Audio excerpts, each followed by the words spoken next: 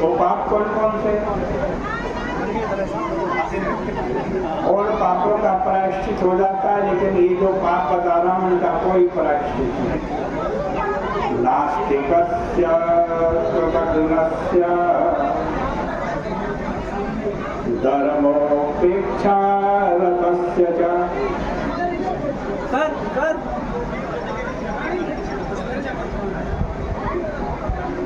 विश्वासघातकस्यापि निष्कृतिर्नैव सुब्रते। देखो, जो नास्तिक है उसके पाप का कोई प्रायश्चित नहीं। जो भगवान को ही नहीं मानेगा तो प्रायश्चित क्या करेगा? दूसरा पापी बताया कृतघ्न। कृतघ्न माने किए गए उपकार को न मानने वाला। आप इसको ऐसा समझो, किसी आप नए देश में गए, अकेले हो, जो जेब में पैसा था वो भी किसी ने बटुआ चुरा लिया। विदेश में कोई जान पहचान नहीं है, कोई अपना नहीं है,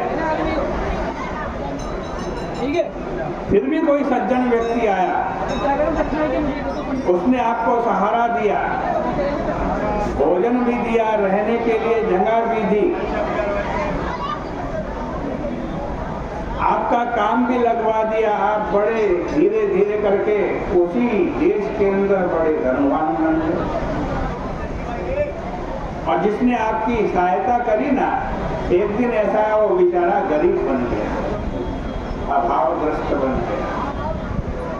जिसने तुम्हारी इतनी सहायता की, सब कुछ किया, आज उसको आपकी जरूरत है। अब आप कह दें कि आपने क्या किया, मैं क्यों करूं तुम्हारे लिए? यही कृतज्ञता है। और इस कृतज्ञता के रूपी पाप का कोई भी प्रायश्चित नहीं है। हम इस दुनिया में आए थे, किसको जानते थे? कोई परिचित नहीं था। आप समझो ये परलोक से इसमें आए, नए देश में आए। कौन मिला आपको सबसे पहले? सबसे पहले माता पिता, पितर हमारे मिले। उन्होंने ही हमारी सेवा की, हमारे को आज दूध पिलाया, खिलाया, पढ़ाया, लिखाया, सब कुछ हमारे लिए किया। हमें अपने पैरों पर खड़ा कर दिया। आज हम बलवान हैं, शक्तिवान हैं, हमारे अंदर शरीर में भी शक्ति है, धन भी है, सब कुछ है। और हमारे पितर परलोक में चले गए, उनको आज आपकी आवश्यकता है।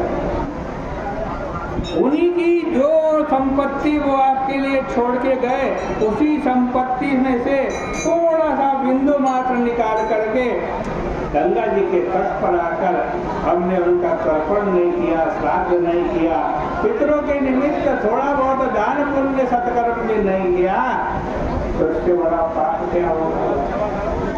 इस पाप का कोई प्रायश्चित नहीं। नास्तिकस्य कृतघ्नस्य।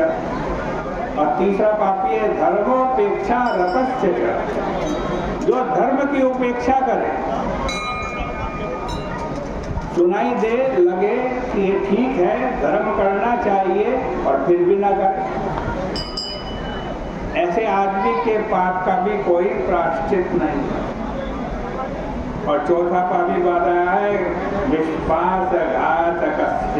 जो विश्वासघात करने वाला है, इस प्रकार के पापियों का कभी उद्धार नहीं होता, कोई प्रायश्चित नहीं होता है। देखो, बहुत से लोग कहते हैं अरे भाई, जब तक पितर जिंदा है तब तक उनके लिए श्राद्ध करो, श्राद्ध बने उनकी सेवा करो, इतनी हो सके। मरने के बाद क्या पता है? तो आपको आज एक बात बताता हूँ, ध्यान रखना। जो श्राद्ध कर्म है, कोई मन गढ़न तो नहीं। हमारे ऋषियों ने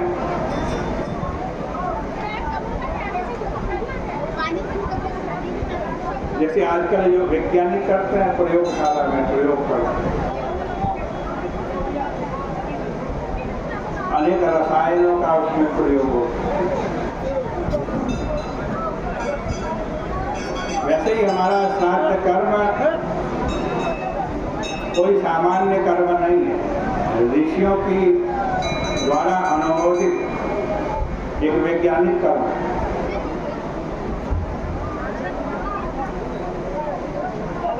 आज अमावस्या के दिन है, हमारा किया गया जो सत्कर्म है वो पितरों तक कैसे पहुंच जाता है।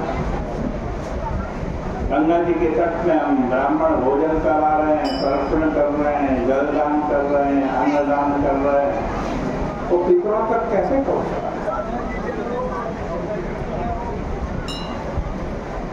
तो वही अमावस्या की तिथि, खासकर हर महीने की अमावस्या की तिथि पितरों की कह रहा है। इस दिन पितरों के निमित्त अवश्य कुछ ना कुछ करना। सभी श्रद्धालु चाहते हैं अमावस्या किसे कहते हैं? अमावस्या की तिथि में क्या होगा? खड़े हो जाने से आने अमा सूर्येंदु संगम, सूर्य और चंद्रमा जिस दिन एक राशि पर होते हैं ना, उस दिन अमावस्या। सभी श्रद्धालु चाहते हैं अनावश्यक रूप से भीड़ लगाकर। हमारे पितर कहाँ रहते हैं? आप लोगों के खड़े हो जाने से आने जाने वाले सभी श्रद्धालु, शास्त्रों में लिखा है कि विधूर्ध्व लोके पितरो वसंती, जो आपको नुकसान पहुंचा सकते हैं। पितृगण भीड़ में चलते समय अपना चंद्र मंडल के ऊर्ध्व भाग में बसते हैं। चंद्रमा के ऊर्ध्व भाग में पितृलोक है, वहाँ रहते हमारे।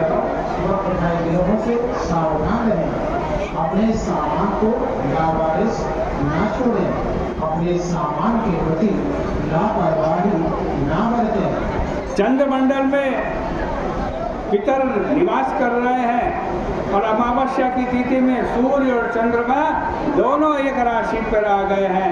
और आप जब तर्पण करते हो, अन्नदान करते हो, जल दान करते हो, पितरों के निमित्त दान पुण्य सत्कर्म करते हो, तो सूर्य की जो किरणें हैं, संस्कृत में उसे कर भी कहा गया है।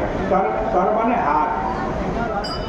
आपके उस सत्कर्म का जो सूक्ष्म भाव है, सूरज अपने करों से, अपनी किरणों से, अपने हाथों से उठाता है। और इस दिन सूरज और चंद्रमा दोनों एक ही राशि पर हैं, एक ही जगह में है। उन किरणों के द्वारा चंद्रमंडल के ऊर्ध्व भाग में रहने वाले पितरों तक आपके पुण्य, धर्म और सत्कर्म का जो सूक्ष्म भाग है वो उनका पहुंचा देता है। इसलिए गरुड़ पुराण ने लिखा है कि भाई अमावस्या आए तो